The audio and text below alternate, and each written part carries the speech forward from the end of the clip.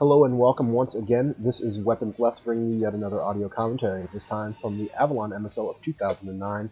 This is going to be Sea.Pure versus MSL, or Zero, as he is more commonly referred to, and that's what I will be referring to him as. This game was played on July the 14th, and it looks like we are playing on Carthage 3 today.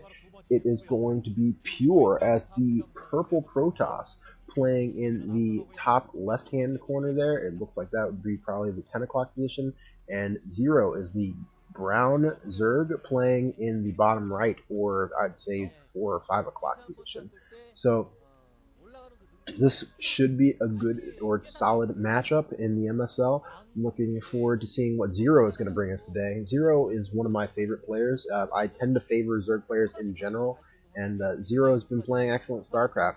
He's really come into his own, I feel, recently, and has established sort of some of the dominance of Zerg, I think, that as we're beginning to see a little bit, and a little bit of pylon forward here for Pure. So we might be seeing Forge First Fast Expand again from Protoss, and this is honestly becoming a recurring theme. It's one of the things that I've been harping on in commentaries a lot recently, and that is that the Protoss versus Zerg matchup, which I've commentated quite a few times, is actually probably the most stale in terms of Protoss strategies in StarCraft in the pro gaming scene right now. There is one strategy that all Protoss players essentially adopt, and that is to fast expand with Forge, and essentially, and Zero hiding a drone out here. So, gonna throw off the scouting information of Pure, a tricky little move there. I'm not sure if he's actually going to go ahead and throw down a hatchery and produce this in the 12 hatch, and was trying to delay Pure from figuring that out, and it looks like that might be exactly what he was doing. But going for a 12 hatch build is Zero, and so Forge First Fast Expand is just, again, going back to what I'm saying, something that you just see all the time out of Protoss, and it's just not working the way it used to. And with the fact that Pure did scout the fact that there is an additional hatchery going down, he's going to put the Nexus down first before putting down any cannons or any type of defense.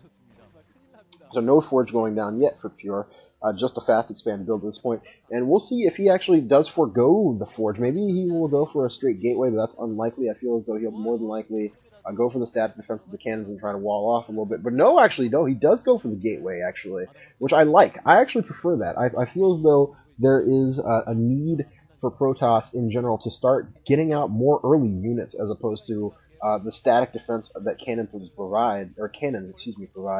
And we have the Overlord reaching the base, the natural expansion of Pure, so he's seeing this Forge, he's seeing the gateway.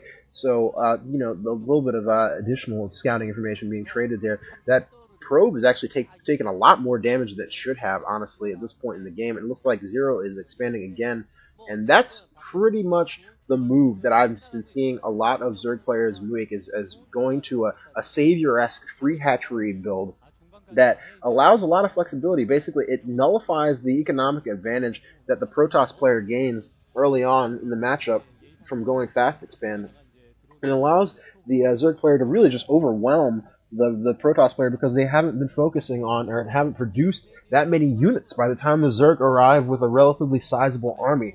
And you have a lot of flexibility in a 3-hatch opening. You have the ability to go with some fast or speed upgraded Hydralisks.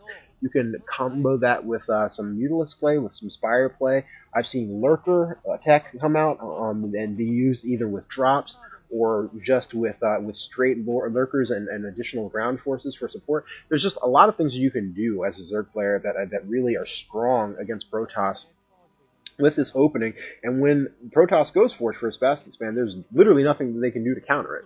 So it's going to be interesting, honestly, to see what we've got going on here. And it looks like Lair Tech is getting upgraded for Zero. He looks like he's going to go ahead and get that taken care of right away. He does have a Zergling pursuing that probe, and I'm sure he would like to get that probe out of his base before he starts making teching decisions and going up the tree to make his final decision. It looks like Stargate going down for Pure. Not surprising at all that we're going to see Corsairs. What he's going to mate them with is still the thing that's in question. More than likely, we will see Ser DT. That is just a common build. And there's the Citadel of Adun.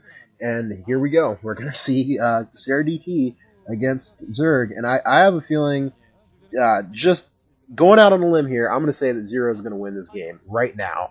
And I am just saying that purely because of the fact that I just don't imagine that Zerg players are ever going to lose again to this build. I just don't see it. I feel as though it's going to be a surprise if Zerg players ever lose to Ser DT in the future when it's just so exposed in terms of how to play against it.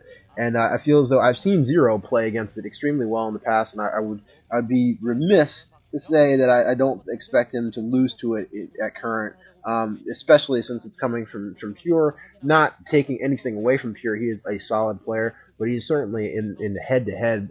If you were looking at Sea.Pure and Zero, I'm pretty confident everybody in the world would give the advantage to Zero.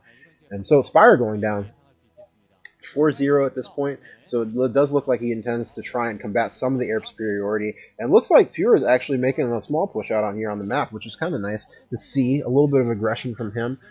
Corsair is out on the map now and has obviously already started harassing Overlords. The Templar Archives is down, so we're going to start seeing DTs come out. And that Overlord that's over in Pure's base is more than likely going to go down in relatively short shift. It looks like the Spire has just completed, as well as the Hydralisk then an additional hatchery. So we're going to see 5 hatch coming out of Zero, actually. I believe I saw additional hatchery being produced over at his tertiary expansion.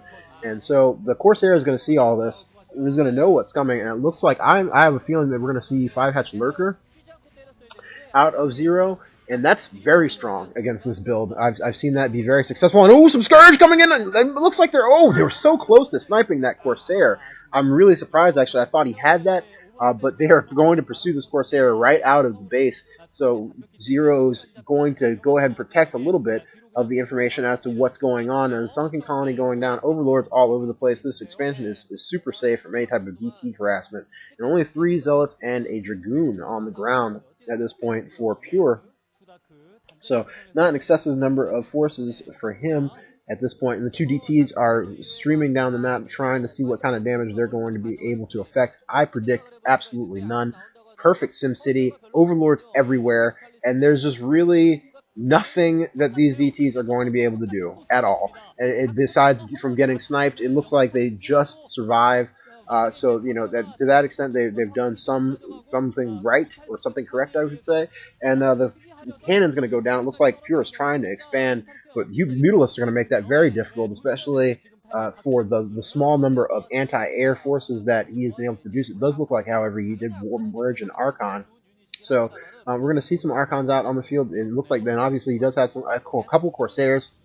The Mutalisks have arrived, and they're going to go ahead and start taking out forces on the ground for Pure. And it looks like Zero is moving in here, going to try to take out that probe. He's going to take out this cannon without a whole lot of effort at all. That barely, it doesn't even warp in or get any hits off at all.